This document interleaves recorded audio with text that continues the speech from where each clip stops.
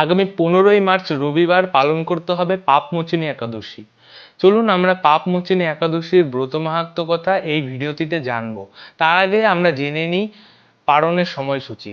পশ্চিমবঙ্গে পরের দিন পালন করতে হবে 5টা 44 থেকে 9টা 43 মধ্যে, এবং বাংলাদেশে পরের দিন পালন করতে হবে সকাল 6টা 6 থেকে 10টা 7 মধ্যে।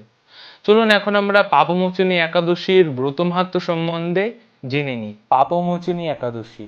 যুধিষ্ঠির শ্রীকৃষ্ণকে বললেন, হে জনার্দন, চৈত্র মাসের কৃষ্ণপক্ষের একাদশীর নাম ও মাহাত্ম্য কৃপা করে আমাকে বলুন। শ্রীকৃষ্ণ বললেন, হে ধর্মরাজ যুধিষ্ঠির, আপনি ধর্ম বিষয়ক প্রশ্ন করেছেন। এই একাদশী সকল সুখের আধার, সিদ্ধি প্রদানকারী ও পরম মঙ্গলময়, সমস্ত পাপ থেকে নিস্তার বা মোচন করে বলেই এই পবিত্র একাদশী তিথি পাপমোচনী নামে প্রসিদ্ধ। রাজা মানধাতা একবার লোমশ মুনিকে এই একাদশীর কথা জিজ্ঞাসা করেছিলেন। তার বর্ণিত সেই বিচিত্র উপাখ্যানটি আপনার কাছে বলছি, আপনি মনোযোগ দিয়ে তা শ্রবণ করুন। প্রাচীনকালে অতি মনোরম চৈত্ররথ পুষ্প উদ্যানে মুনিগণ বহু বছর ধরে তপস্যা করতেন। একসময় মেধাবী নামে এক ঋষিকুমার সেখানে তপস্যা করছিলেন। মঞ্জু ঘোষা নামে এক সুন্দরী অপ্সরা তাকে বশীভূত করতে চাইল, কিন্তু ঋষির অভিশাপের ভয়ে সে আশ্রমের 2 মাইল দূরে অবস্থান করতে লাগল। বীণা বাজিয়ে মধুর স্বরে সে গান করত। একদিন মঞ্জু ঘোষা মেধাবীকে দেখে কামবাণে পীড়িতা হয়ে পড়ে। এদিকে ঋষি মেধাবীও অপ্সরার অনুপম সৌন্দর্য দেখে মুগ্ধ হন।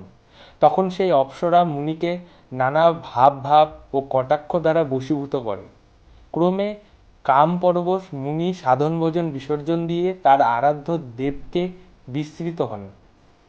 এইভাবে অপ্সরার সাথে কামক্রিয়ায় মুনির বহু বছর অতিক্রান্ত হল। মুনিকে আচারভ্রষ্ট দেখে সেই অপ্সরা দেবলোকে ফিরে যেতে মনস্থ করল। একদিন মঞ্জু ঘোষা মেধাবী মুনিকে বলতে লাগলো, হে প্রভু, এখন আমাকে নিজ গৃহে ফিরে যাবার অনুমতি প্রদান করুন। কিন্তু মেধাবী বললেন, হে সুন্দরী, তুমি তো এখানে সন্ধ্যাকালে আমার কাছে এসেছো, প্রাতঃকাল পর্যন্ত আমার কাছে থেকে যাও। মুনির কথা শুনে অভিশাপের ভয়ে সেই অপ্সরা আরো কয়েক বছর তার সাথে বাস করলো। এইভাবে বহু বছর, 55 বছর 9 মাস 7 দিন অতিবাহিত হলো। দীর্ঘকাল অপ্সরার সহবাসে থাকলেও মেধাবীর কাছে তা অর্ধরাত্রি বলে মনে হতো। মঞ্জু ঘোষা পুনরায় নিজ স্থানে গমনের প্রার্থনা জানালে মুনি বললেন, এখন প্রাতঃকাল, যতক্ষণ না পর্যন্ত আমি সন্ধ্যা বন্দনা না সমাপ্ত করি ততক্ষণ পর্যন্ত তুমি এখানে থাকো। মুনির কথা শুনে ঈষৎ হেসে মঞ্জু ঘোষা তাকে বলল, হে মুনিবর, আমার সহবাসে আপনার যে কত বছর অতিবাহিত হয়েছে তা একবার বিচার করে দেখুন। সেই কথা শুনে মুনি স্থির হয়ে চিন্তা করে দেখলেন যে তার 56 বছর অতিবাহিত হয়ে গেছে। মুনি তখন মঞ্জু ঘোষার প্রতি ক্রোধ পরবশ হয়ে বললেন, রে পাপিষ্ঠে দুরাচারী তপস্যার ক্ষয়কারী, তোমাকে ধিক, তুমি পিচাসী হও। মেধাবীর শাপে অপ্সরার শরীর বিরূপপ্রাপ্ত হলো। তখন সে অবনত মস্তকে মুনির কাছে শাপ মোচনের উপায় জিজ্ঞাসা করল। মেধাবী বললেন, হে সুন্দরী, চৈত্র মাসের কৃষ্ণপক্ষিয়া পাপমোচনী একাদশী সর্বপাপ ক্ষয়কারিণী। সেই ব্রত পালনে তোমার পিশাচত্ব দূর হবে। পিতার আশ্রমে ফিরে গিয়ে মেধাবী বললেন, হে পিতা, এক অপ্সরার সঙ্গদোষে আমি মহাপাপ করেছি।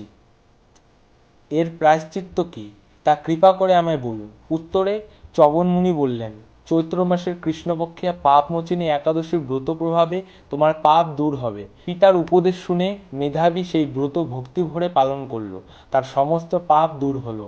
পুনরায় তিনি তপস্যার ফল লাভ করলেন। মঞ্জু ঘোষাও ওই ব্রত পালনের ফলে পিশাচত্ব থেকে মুক্ত হয়ে দিব্য দেহে স্বর্গে গমন করল। হে মহারাজ, যারা এই পাপমোচনী একাদশী পালন করেন তাদের পূর্বকৃত সমস্ত পাপই ক্ষয় হয়। এই ব্রত কথা পাঠ ও শ্রবণে সহস্র গোদানের ফল লাভ হয়। হরে কৃষ্ণ, আপনারা এতক্ষণ শ্রবণ করলেন পাপমোচনী একাদশীর ব্রত মাহাত্ম্য কথা।